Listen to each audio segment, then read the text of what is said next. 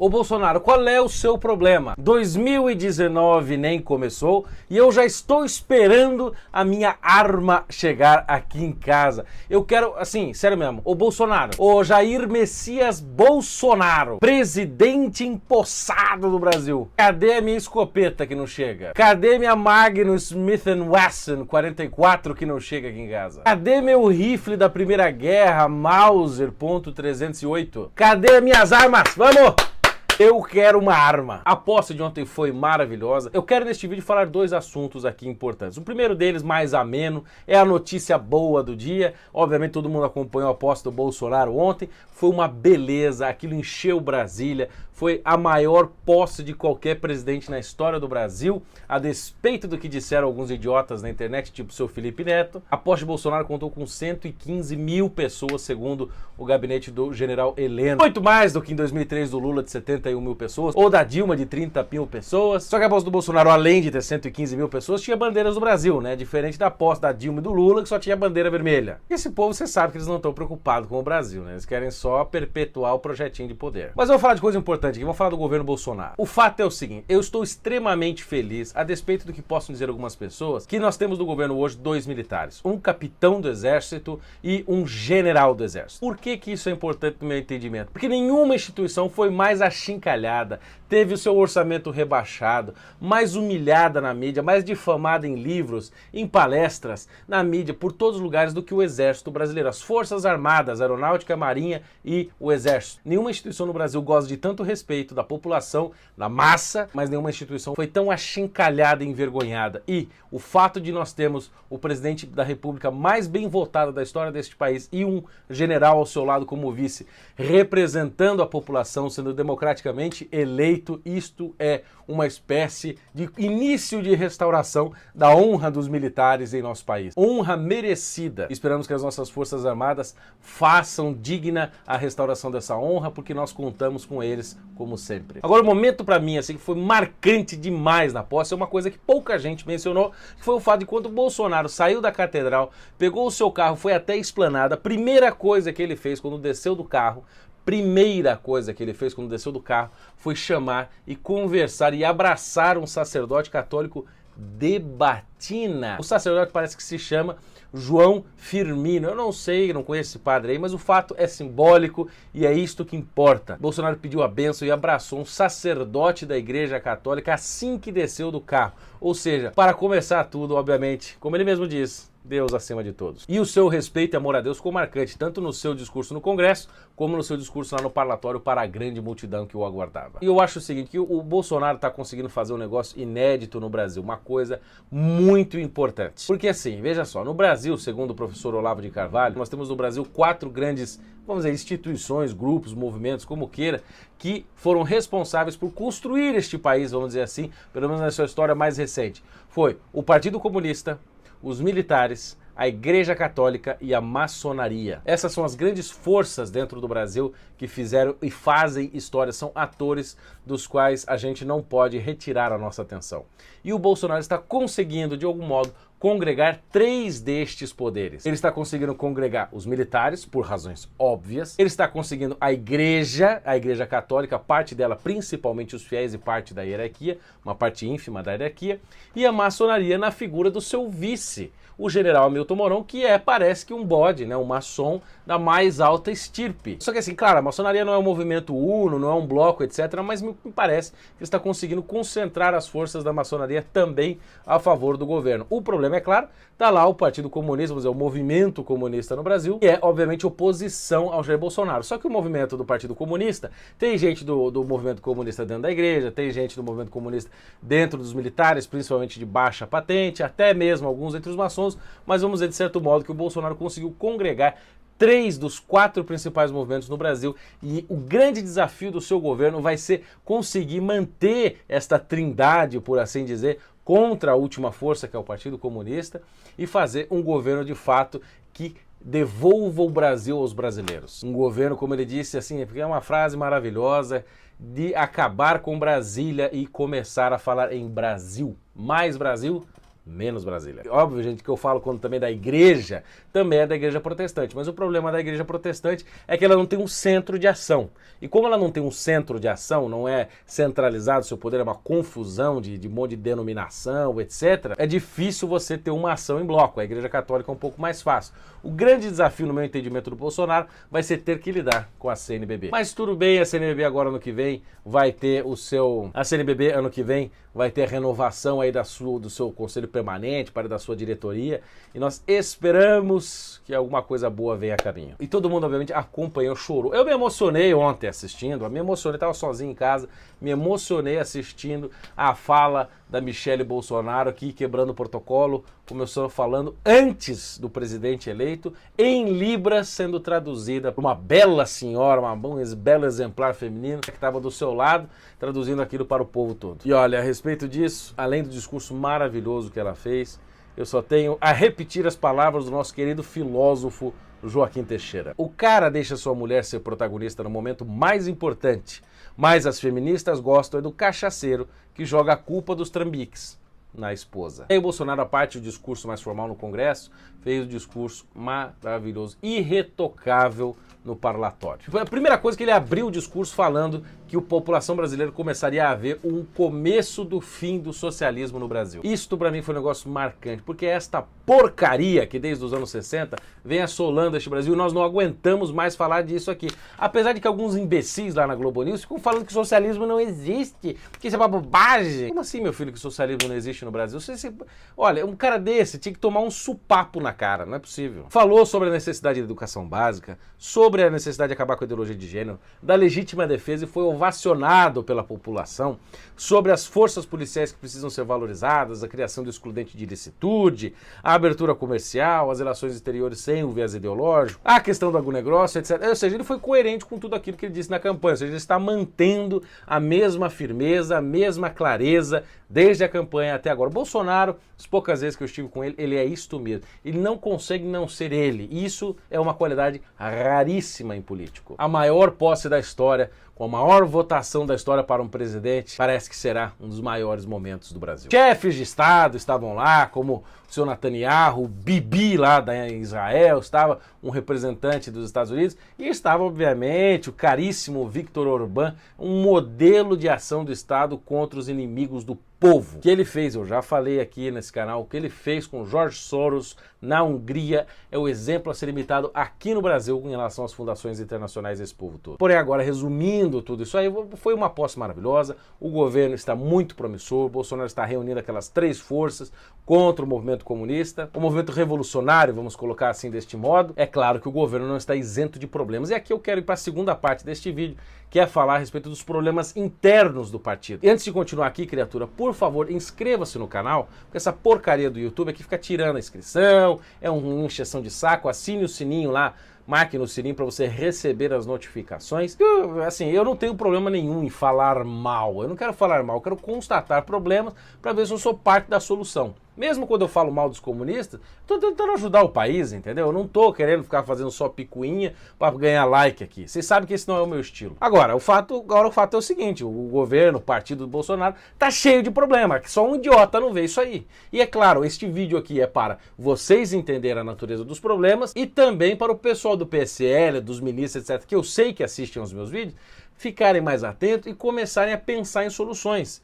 Esses problemas que eu estou expondo aqui não são nada fechado, não é nada que eu ouvi de lá não, mas é coisas que estão na mídia, mas as pessoas muitas vezes não conseguem articular e dar palavras ou sentimento de desgosto com algum problema interno do governo do partido do Bolsonaro. Até mesmo aqui eu vou fazer uma homenagem especial ao Edgar lá da Jovem Pan, que falou que porque eu tenho essa proximidade com o Jair Bolsonaro, que é pequenininha, não? Imagina, contei 2, 3 vezes, eu não vou falar mal do governo porque ele me indicou. Você não fica meio de mãos atadas aí pra... Não. Não? Não, cara, aguardem. O futuro dirá. Escuta aqui, o Bolsonaro me indicou porque eu faço boa informação. Não me indicou pra me favorecer, entendeu? Eu era alguém antes dele me indicar, entendeu? Então se tiver problema, eu vou indicar, eu vou falar aqui mesmo porque eu não tenho político de estimação. Nem o Bolsonaro. Ainda que eu seja favorável ao governo dele. Então, apesar da posse, que é uma maravilha, o governo vai enfrentar problemas grandes. Olha, a primeira coisa que eu quero dizer aqui é assim, é um negócio impensável que aconteceu com o Bolsonaro num voo que eles fizeram durante parece que já tinham ganhado a eleição, estava num voo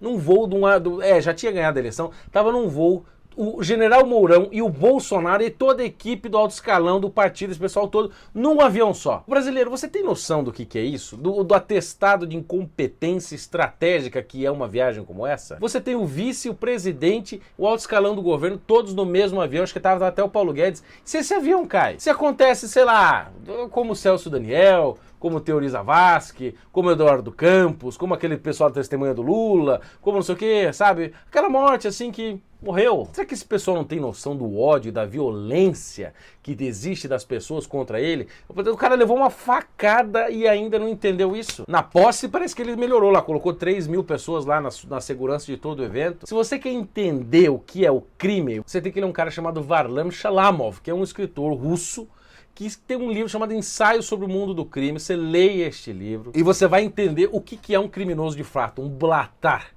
E aí você vai entender como é que funciona a cabeça desse povo. Assim, pra mim aquilo foi um erro monumental, uma burrice sem tamanho. Espero que o governo nunca mais repita isto. Na minha própria família nós evitamos andar 2 homens, 2 mulheres juntos, entendeu? Difícil eu e minha irmã andarmos no mesmo avião, porque somos só em 2. Nós nos cuidamos, porque nós queremos que a família continue. Agora imagine, cai o avião lá, acabou o governo. E aí? Sabe? Pelo amor de Deus, hein? Pô, General Heleno acho que não vai deixar isso acontecer, né? Mas aí vem pra mim aquilo que é o maior problema do governo Bolsonaro, que chama-se PSL. Desorganização sistemática deste partido chamado PSL. Não importa se é novo, não me interessa. Ninguém agora tá brincando. Nós estamos falando do governo de 200 milhões de pessoas, um partido do tamanho que é a segunda maior bancada do Congresso Nacional, não pode ter a desorganização e a confusão que tem no PSL. A primeira coisa, obviamente, é o problema de comunicação. Assim, porque o Bolsonaro vai lá, tuita um negócio, de repente tem um filho falando uma coisa, tem o Major Olímpio falando outra, a Joyce falando outra, não sei o quê. Sabe, não existe um bloco de comunicação partidária organizada.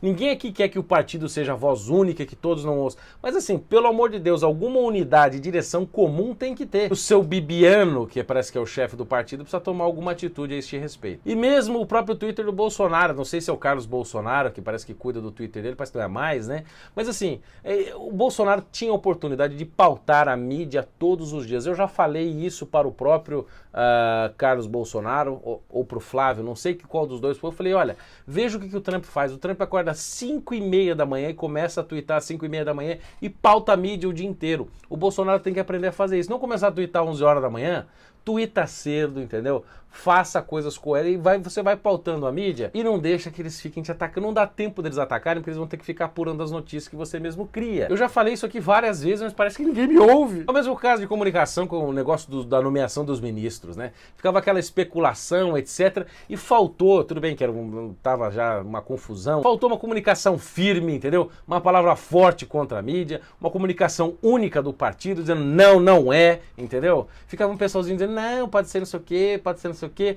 A comunicação do governo tem que ser firme, forte, inequívoca e não pode deixar dúvida. O maior exemplo, é claro, é o caso do Queiroz, né? O seu Queiroz que vai lá, fica dizendo que não vai ao Ministério Público, não foi uma, não foi duas, de repente aparece na TV dando entrevista. O cara não vai ao Ministério Público e vai à TV? Que porcaria é essa? O cara não tem explicação pro negócio, mas vai à TV, fica dando explicação e não pode dar essa explicação no Ministério Público? Por que ele não vai ao Ministério Público dizer lá o que ele disse na TV? Vem me dizer que é vendedor de carro, que não sei o que. Essa história tá muito mal contada. E não adianta ficar lá o Bolsonaro falando um negócio, o Flávio falando outro, o Eduardo Bolsonaro fala outro, são pessoas que eu quero muito bem, mas o caso não tá esclarecido, entendeu? Eu me lembro quando eu estudava na FGV e fazia lá gestão de projetos, a gente via assim, uma dos maiores problemas, talvez o maior problema das empresas que as levam à falência é a comunicação. Este assunto tem que ser levado a sério, tanto interna quanto externamente. Comunicação do partido, a comunicação do governo tem de ser eximiamente realizado. E nessa história do Queiroz, falta pulso. O Bolsonaro, agora eleito, tem de cobrar, não só internamente, que ele já deve ter feito, mas externamente, dizer à população, nós estamos cuidando da nossa casa, o caso do Queiroz será resolvido, não há corrupção, papapá. Quem fez besteira vai à cadeia, se meu filho fez também vai à cadeia, entendeu? É assim que se faz. Não tem que ter protecionismo nenhum. Esse Queiroz tem que dar explicação. Eu já tô de saco cheio dessa história, a população brasileira também, que se apure e que ele assuma a culpa e quem fez a cagada que se responsabilize. Não tem conversa. Mesma coisa também de comunicação, essas brigas internas da Joyce e do Eduardo. Já sei que se amigaram, deram um beijinho, postaram foto, não sei o quê, mas isso não pode acontecer, gente, pelo amor de Deus. Ai, caramba, que negócio cansativo. Como é que a esquerda briga? A esquerda vai lá, fecha todo mundo lá, PSOL, PT, PSTU, blá, blá, blá, fecha num galpão, quebra o pau, entendeu? Tem brigas homéricas, discutem sobre tudo e depois eles saem com o discurso único, entendeu? Você nunca viu lá, tá lá o Boulos do PSOL, a Manuela Dávila do PCdoB, o Lula do PT, não sei quem do PSTU, o pessoal da CUT, não sei o que. Você acha que eles não têm discordâncias? Você acha que é tudo bonitinho, assim como a gente vê? Não, meu filho, porque existe um acordo prévio para ter uma comunicação, lisa, que fica um recado claro do bloco da esquerda. Nós precisamos aprender a fazer isto. Mas não vou ser eu aqui fora na minha casa que vou fazer, né? Vocês me desculpem. Então é assim, eu acho que o principal problema da parte da comunicação do partido é esse, entendeu? E agora outro problema imenso que o governo e o partido PSL vai ter que lidar é com um homem chamado Renan Calheiros. Este homem no Senado é quem não pode assumir. Este cara tem que ser combatido, assim... as pessoas não entendem a importância do Renan Calheiros, entendeu? O presidente do Senado pode levar avante um impeachment, qualquer coisa, entendeu? E ele segura as pautas na mesa. Este homem vai fazer um balcão de negócios. Tirem Renan Calheiros. A questão da China é outro assunto seríssimo do governo que vai ter que lidar. Eu não vou entrar aqui agora porque senão o vídeo vai ficar extensamente longo. Talvez eu faça um vídeo depois só sobre a China. A questão das grandes fundações também o governo vai ter que aprender a lidar. Retirar as grandes fundações aqui do Brasil, aquelas que fazem mal ao país aqui com seus interesses, sobrepujando os interesses nacionais. E um outro problema imenso do governo Bolsonaro e do PSL, mas do próprio governo também, é no Congresso Nacional, na Câmara dos Deputados. Você tem de um lado a primeira bancada grande, que é o PT, a segunda, que é o PSL. E o que é que está acontecendo? Está se formando, se é que já não se formou, um centro imenso, um centrão, que deve ser uma espécie de herança e inspiração do Alckmin, né? Esse pessoal percebeu que não ia conseguir domar o PT, não ia conseguir domar o PSL e que eles iriam perder para o governo. Qual é a chance deles de conseguir negociar com o Bolsonaro? É conseguir uma maioria que consiga isolar o PT e o PSL e ficar no meio negociando, tentando ali ser a base do Rodrigo Maia, que vai ser o próximo presidente da Câmara. E vai colocar o PSL como se fosse um antigo PSDB, só que ali de fato agora é a verdadeira oposição mesmo do PT. Então o PT... Se você quiser aprender Machine Learning com Python, você pode fazer isso aqui com o Mestre Jones, o cara que tudo sabe e tudo vai se tornar agora o antigo PCdoB, radical, etc. E vai ficar esse centrão mamolengo, entendeu? Essa coisa gelatinosa, pastosa, aguosa lá no meio, fazendo a base do Rodrigo Maia. E o governo vai ter dificuldade de negociar com esse povo todo que vai ter muito poder. Então estão isolando o PSL. O PSL não pode se isolar, tem que fazer parte deste centro e fazer parte da base aliada do senhor Rodrigo Maia. Tem que negociar com o cara. Ou vocês acham que vai aprovar projeto como? Não significa ceder aos valores ideológicos, mas tem que negociar com ele. Então assim, este negócio do centrão é seríssimo, o governo precisa prestar atenção. O seu Onyx Lorenzoni, entendeu? Que também aquela coisa do Caixa 2, aquilo para mim nunca desceu.